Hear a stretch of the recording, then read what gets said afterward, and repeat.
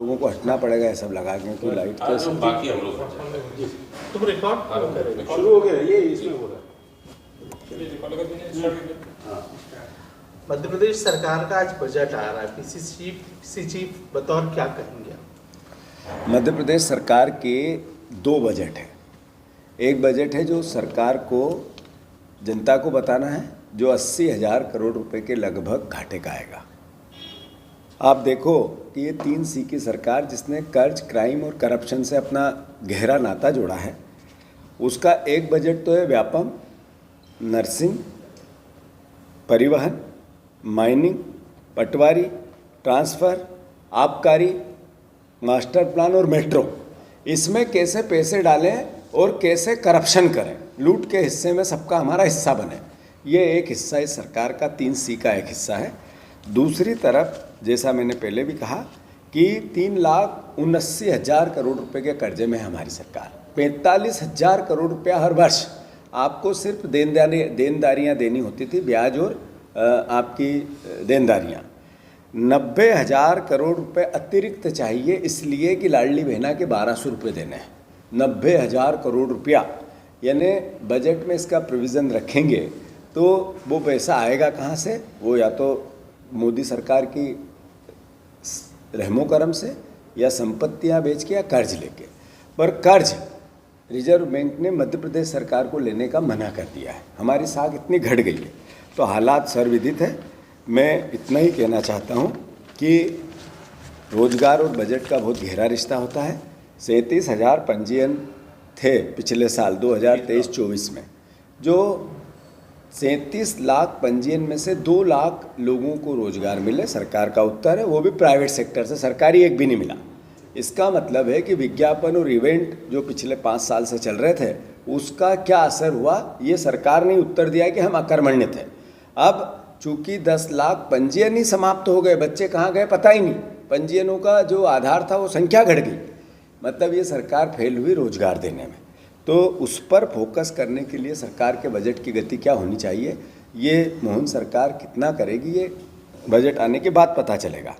रामायण और गीता जैसा वचन पत्र जिसमें 3,000 रुपये बहनों को देना था, जिसमें 3100 धान के, 2700 गेहूं के, 450 का गैस सिलेंडर, महंगाई से राहत, उसका क्या हुआ? फ्री शिक्षा, बच्चों को लैपटॉप, स्कूटी, फिर परिवार के वो लोग जिनको मुफ्त शिक्षा के साथ छात्रवृत्ति, सब पेंडिंग है। सरकारी कर्मचारियों की, चतुर्थ श्रेणी के कर्मचारियों की 3-3, 4-4 महीने की तनख्वाहें नहीं दे पाते हैं। तो कुल मिलाकर इस बजट का जो मूल सार है वो 3C का है, और मैं सोचता हूँ कि लगभग 80,000 करोड़ रुपए का घाटे का बजट लाएंगे। 90,000 करोड़ रुपए इनको एक्स्ट्रा चाहिए जो केवल लाडली बहना को आपको रखना है, और करप्शन इनको कितना कहाँ से करना है उसका अलग बजट बनेगा जो मैं बता चुका हूँ, और जो देश की जनता को, प्रदेश की जनता को आंखों में धूल झोंकेंगे वो अलग बजट बनेगा। तो ये कर्ज, क्राइम और करप्शन की सरकार है, ये लूट की छूट की सरकार है, ये घाटे के बजट लाने वाली सरकार है। ये सरकार सिर्फ और सिर्फ हर साल उसी बजट को रिमेक फिर से बताकर घाटे का बजट पेश करने वाली सरकार है। अच्छा सर, जैसे कि आप बोल रहे हैं कि डेट टू जीडीपी रेशियो बढ़ रहा है, इस पर वित्त मंत्री ने कहा कि पुरानी कोई भी योजना बंद नहीं होगी और नया टैक्स कोई भी आज नहीं लगाया जाएगा, इसके बारे में आपकी क्या प्रतिक्रिया है? मैंने जैसा कहा कि नया टैक्स नहीं लगाएंगे और पुरानी योजना चलती रहेगी, तो क्या कारण है कि बच्चों को लैपटॉप नहीं मिले? क्या कारण है कि छात्रवृत्ति के पैसे बच्चों के खाते में नहीं गए? क्या कारण है कि जो किसान परिवार के लोग हैं जिनको 3100 के धान के दाम मिलना था वो नहीं मिला? क्या कारण है कि 2700 के गेहूं के दाम नहीं मिले? 3,000 बहनों को कहा था 1,200 में क्यों टरकाया जा रहा है? वोट तो 3,000 के नाम पे लिए थे। 450 के गैस सिलेंडर का क्या हुआ? ये वित्त मंत्री जी इस तरह की बात करके ये कहते हैं कि अद्भुत, अकल्पनीय, आंखों में आंखें झूठ डाल के झूठ कैसे बोला जाता है वो बोला है।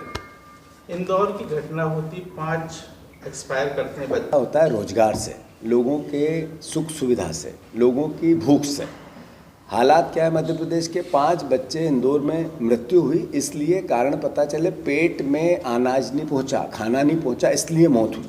अलीराजपुर में गरीबी के कारण एक पिता ने उसकी पत्नी को, उसकी 9 साल के बच्चे को, उसके 7 साल की बच्ची को और एक 3 साल के 4 साल के बच्चे को सबको मौत के घाट उतार दिया, आत्महत्या कर ली। क्या था कारण? गरीबी। यानी इस सरकार का असली चेहरा, इस बजट का असली चेहरा, रोजगार नहीं है, रोजगार एक भी नहीं दिया, किसानों को वचन पत्र पूरा नहीं किया, बच्चे भूख से इंदौर में मर रहे हैं, माता पिता आत्महत्या कर रहे हैं अलीराजपुर में, हालात, और किसान कर्जदार है, अद्भुत अकल्पनीय। तो इस बजट का मूल सार है। पूरे परिवार को भी संबल मिले, इसकी हम मनोकामना करते हैं, ईश्वर से प्रार्थना करते हैं।